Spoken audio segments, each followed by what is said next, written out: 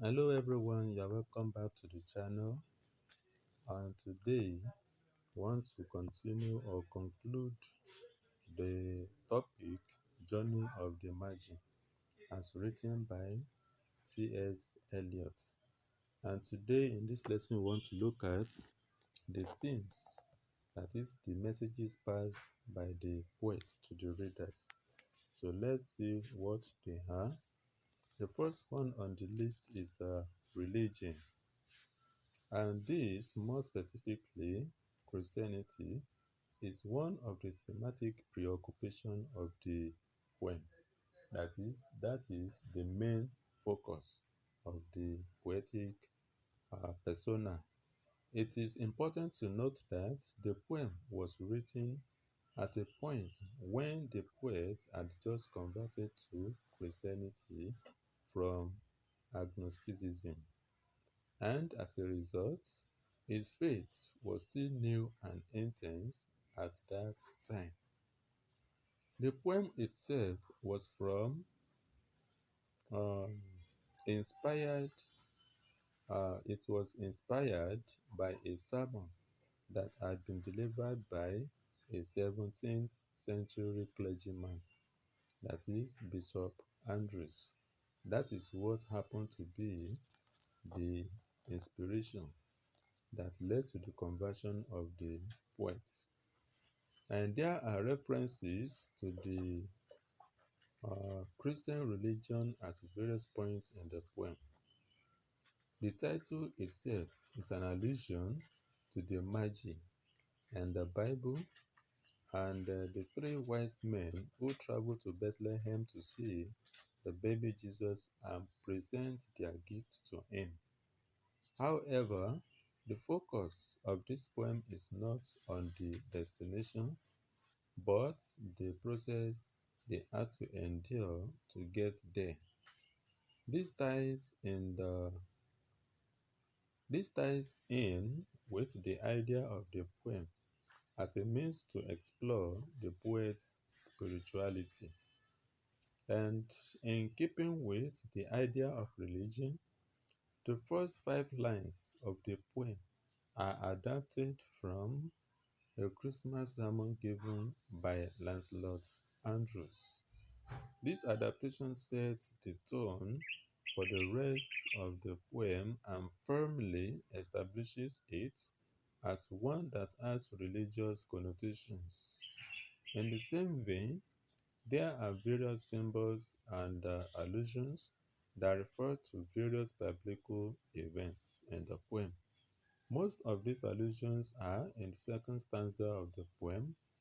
The running stream is an allusion to the living water. The water mill beating the darkness is an allusion to the light of the word. The three trees on the low sky is an allusion to Christ's crucifixion between two thieves. And these allusions and more all work together to give a religious effect to the poem. It also makes the poem more symbolic of the poet's conversion to Christianity. That is that about religion as one of the themes in the poem. And the next one is death and rebirth. The theme of death and rebirth is one of the most prominent themes in the poem. The poet sought to use this poem not only to recreate the journey of the wise men to Bethlehem, but also as a metaphor for spiritual death and rebirth, as I said earlier. So, in this poem, the poet explores the idea that death and rebirth are not opposites at all. On the contrary, they are synonymous. This is highlighted in the rhetorical question, were we led all that way for rebirth, for birth or death? Before the journey, the Magi thought that birth and death were different. However, they realized that the opposite is the case. The new birth turns out to be hard and bitter agony, like death. as seen in lines 38 to 39. The capitalization of the first letter in birth and death shows that they refer to Christ's birth and death, while in cases where the words are written all in small caps, that is, lowercase, they refer to the symbolic death of the Magi. So, death in this context refers to the complete and radical change in the mindset and orientation of the Magi, which is triggered by their journey and Christ's birth. In the first stanza of the poem, the Magi for uh, the Magi long for the pleasures and luxuries of their home. However, in the last stanza, a radical change has come over them. They are no longer at ease in their native lands, and even their ways of life and religion have become alien to them. They now consider their customs and traditions as the old dispensation as seen in the poem. Then their priorities have changed. Their own life's philosophy had been transformed. They regard their own people as alien of people clutching their their gods. That is seen in line 42.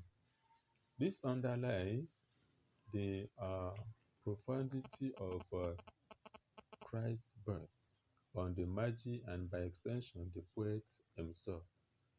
It also means that the Magi came back completely transformed as a result of their journey.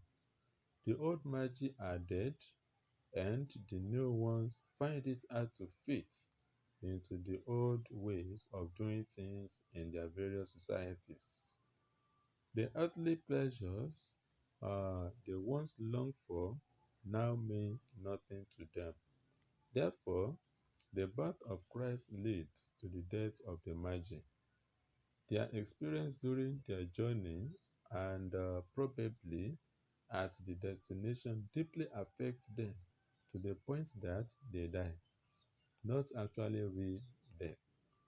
They lose all interest in things they once used to hold dear and acquire new values. That is what their death means. And this is about death and rebirth. The next one is spirit and body struggle. This theme in the poem is the struggle and conflicts between the spirit and the flesh.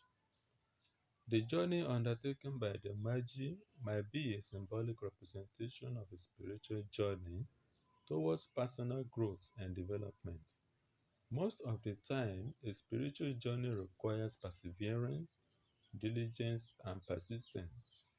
However, it is riddled with many battles of doubts and temptation. These are obstacles and impediments designed to distract the travelers from uh, their intended objective. The human spirit yearns to overcome these obstacles. It is this internal struggle between the spirit and the body of flesh that is captured in the poetry of Eliot. In the first stanza of the poem, some of the lines describe the harshness of the weather and the inhospitable nature of the people in some of the towns, and they pass through on their way to Palestine. The weather is not conducive for such a long journey, and the human bodies are so desirous of comfort that their mind wander to their homes where there is rest and comfort. The camel men represent the people who find themselves on a spiritual journey but whose flesh rules their spirits. That is, they are overtaken by their spirits. They are not on the journey by choice but by association. This is why they are so worn down by the trip, and why some of them give up easily by running away. The Magi, on the other hand, represent those that is, those people whose spirits rule their body. They are human, and this is why in different parts of the poem they are described as discouraged or as feeling regrets. The control of their flesh helps them overcome whatsoever the journey throws at them, and this is why they can complete the trip in the end. Furthermore, the loss of night fires, lack of shelter, empty wineskins, lack of information, and a host of other things are symbolic representations of the obstacles and temptations that affect the flesh and which can precipitate spiritual retardation in the travelers. This is about the struggle of spirits and body as seen in the poem. And the next one is regrets. This is another dominant theme that permeates the poem. At different points in the poem, the poetic persona and his companions regret different things, and even the journey itself. The first time that the word regret is mentioned in this poem is in line 8, where the poetic persona talks. There were times we regretted. That is from the poem. In this excerpt, that is the line, the poetic persona and his colleagues regret embarking on the journey when they remember the exquisite pleasures of life that they had sacrificed to embark on the journey. The external forces around them also aggravate that is, it wasn't the matter when the camel men curse, grumble, and even leave at some point, leaving the poetic persona and his mates to fend for themselves alone. The weather also uh, conspires against them by putting out their fires. That is, it quench the fire and it ignites again. Unfortunately, there are no shelters for them to lay down and rest. The people and places they come across do not also help matters. The cities are also hostile and the towns are unfriendly. At the end of it all these problems, be they human, the weather, or the geography, end up creating a deeper level of regret for the travelers. By line 19, the thought of regret have escalated, that is, it increases to a degree that even the Magi begin to question the decision they took to go on the journey.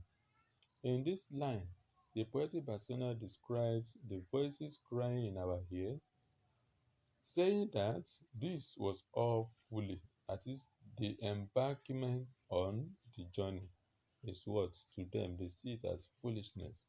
The Magi at different times regret and question the wisdom and the journey they have undertaken. This is about the regrets of the travelers. And the next is suffering.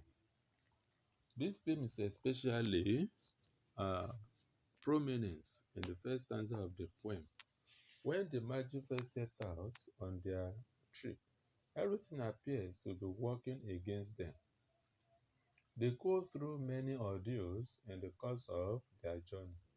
First, the timing is not in their favor, as it is just the very worst time of the year for a journey, as seen in the poem. It is very dead of winter, as pertaining the time frame when the winds are at their strongest and coldest. For a while, it appears as if even the elements are against their decision to undertake the journey. The weather seems to hurt the entire traveling party, both animal and humans alike. The camels are uncooperative and soft-footed, probably from having to work on the snow for such a long time. So also the camel handlers also they are also know better. That is, they complain, grumble, and even run away at night to feed their cravings. In addition to these problems, the Magi are also constantly turned away from cities and towns. The villages that offer shelter do so at unfairly high prices, and eventually they decide to simply travel all night and foregoing adequate sleep and rest. The Magi also undergo psychological suffering. While the weather rages against them on the outside, they are also conflicted in their minds. They hear voices in their heads telling them that the decision they have made to embark on such a long journey is a foolish one. In the first stanza, the poet paints a vivid picture of suffering and frustration, and the Magi find themselves struggling against external and internal factors in the course of their journey. The poet appears to be suggesting that spiritual reformation and transformation comes with a lot of suffering, which is part of life. And it is pertinent to note that the poem is also an allegory for an individual's quest for spiritual and personal change or development. Therefore, the poet suggests that this change and metamorphosis comes with a lot of hard, painful work. Like the popular saying goes, no pain, no gain. So the sharper the pain, uh, the more satisfying the gain is likely to be. In the poem, the journey is difficult for the Magi on many levels, physically, emotionally, and psychologically. They find their patience and their faith tested at various points. It is interesting to note that even in the second stanza, where things seem to be taking a turn for better, they get no information at the tavern they go to, and also they have to come without much help. However, despite all the challenges they face, they do not give up and go through a profound and life challenging spiritual experience as a result. That is about the suffering of the travelers as seen in the poem. Another one is disillusionment with a life. This is to note that although this poem focuses on the journey of the Magi, it still refers to Great Britain. In the early part of the 20th century in Britain, during this period, was still in a state of shock and recovery. After the First World War and the numerous lives lost, most people in Europe, including Britain, had become disillusioned with the world and humanity as a whole, and this reflected in the literature. Throughout Europe, there were regrets about decisions and actions that could not be undone. This also led to the rise of theories and thoughts like modernism, naturalism, and even fatalism, all emphasizing the futility in human existence. This poem, for instance, starts with the description of a harsh winter and a journey taking place at a point which the poetic persona describes as the worst time of the year. This could be an indirect way of Eliot saying that the people of Britain in the 20th century were quite unlucky to be transiting into a new century at the worst possible time in history. with all the vile happenings at that time.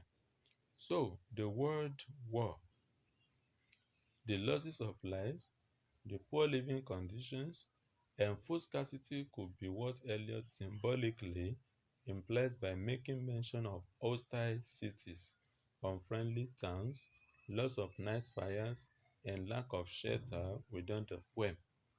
This depicts the high level of disillusionment present in the society at that time. One can imagine that at the beginning of the journey, just like at the beginning of the 20th century, there were many hopes, dreams, and aspirations with little thoughts of a world war around the corner. For the modernists, that is, the modernist poets of that time, life was no longer sacred, and love was no longer something to long for in the poetry. Furthermore, the wickedness of humans to one another was becoming unacceptable to a moralist like Eliot. Life had suddenly lost that smooth feel of beauty and purity to take up a vile look, and also this resulted in total disillusionment, which is embedded in the poem. So this is all about the themes in the poem Journey of the Magi as written by Thomas S. Eliot. And this is how far we can go in this lesson today as pertaining the themes in the poem. So always stay tuned to the channel, subscribe, share the video, share the channel, let people know about it, and I'll be willing and motivated to do more. Always remain safe and thank you for being there.